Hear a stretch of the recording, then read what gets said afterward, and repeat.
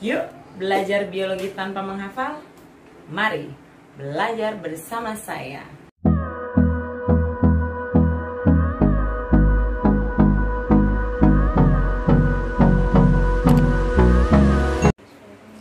Mari kita perhatikan aktivitas yang ada di sebelah saya. Sudah kita perhatikan ya, ini adalah kegiatan mengayuh sepeda. Pastinya membutuhkan apa ya untuk mengayuh sepeda? Ya, membutuhkan energi. Apakah energi yang diperlukan laki-laki dan perempuan sama dalam mengayuh sepeda? Oke. Pernahkah terpikir bahwa dari mana asalnya energi tersebut? Ya, energi kita dapatkan dari asupan makan, dari zat-zat yang kita makan, yang kita masukkan ke dalam tubuh kita, sehingga menghasilkan yang namanya energi. Di manakah energi ini dibentuk? Siapakah yang berperan? Nah, proses pembentukan tersebut masuk ke dalam yang disebut dengan metabolisme. Pada bab ini kita akan mempelajari metabolisme. Jadi ini adalah peta konsep tentang materi kita pada pembahasan kali ini, di mana enzim diperlukan pada kegiatan metabolisme. Enzim seperti yang dilihat, ini ada dua bagian, apoenzim dan juga kofaktor. Nah, untuk kofaktornya ada ion anorganik dan koenzim. Nah, untuk metabolisme itu ada dua bagian, yaitu katabolisme dan anabolisme. Sementara katabolisme itu respirasi, contohnya, dan anabolisme contohnya fotosintesis.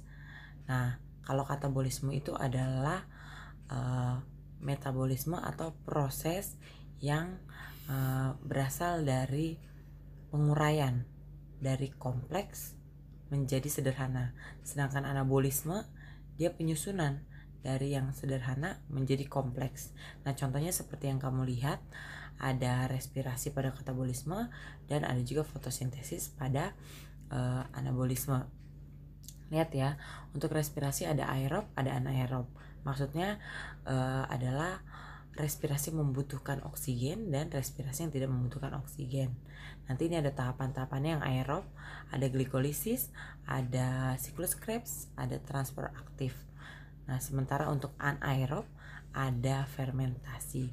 Untuk fotosintesis nanti akan kita bahas, di mana ada reaksi terang dan juga reaksi gelap.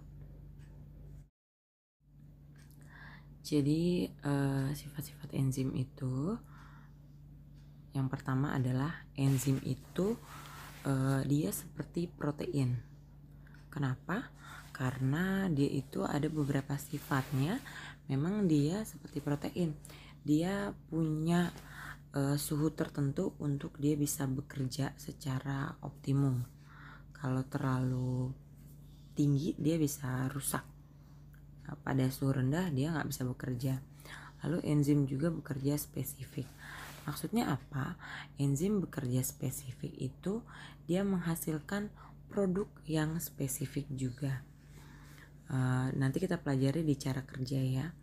Lalu selanjutnya adalah enzim berfungsi katalis.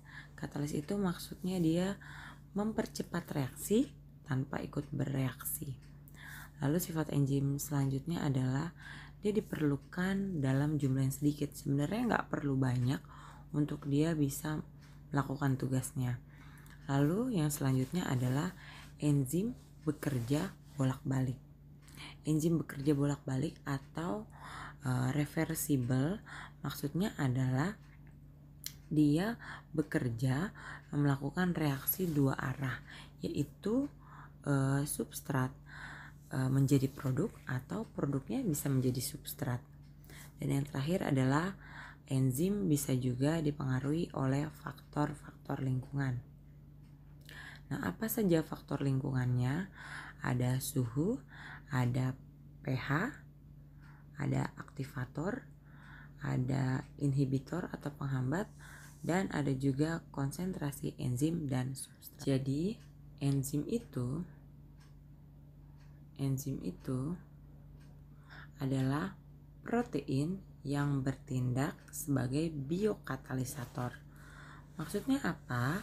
Maksudnya adalah seperti dalam pengertian yang tadi saya jelaskan, bahwa dia bisa mempercepat reaksi tanpa ikut bereaksi. Nah, komponen-komponennya ada apoenzim dan juga ada kofaktor. Ini adalah komponen protein dan komponen non-protein untuk kofaktor.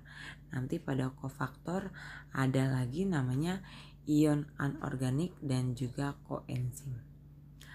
Selanjutnya adalah cara kerja enzim. Cara kerja enzim maksudnya bagaimana enzim tersebut bekerja.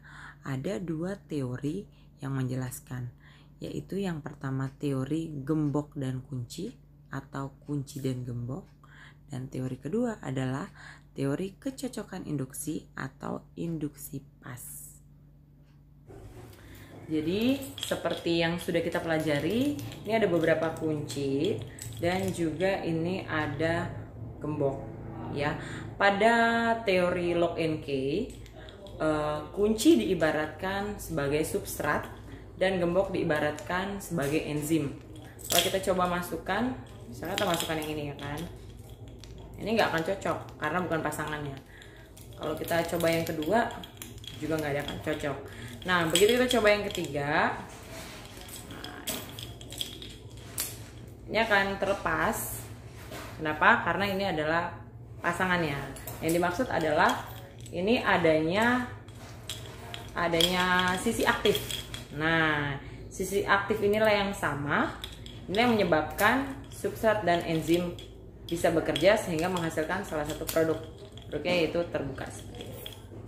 Ini adalah teori Lock and Key. Jadi untuk selanjutnya adalah cara kerja enzim yang kedua, yaitu teori kecocokan induksi atau teori induksi pas, atau juga teori induksi fit teori.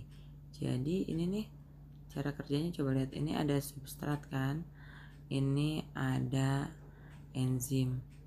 Sebenarnya nggak cocok substrat sama enzim, tapi ada sisi aktif yang fleksibel yang membuat dia jadi ketemu, akhirnya jadi klop, menghasilkan suatu produk.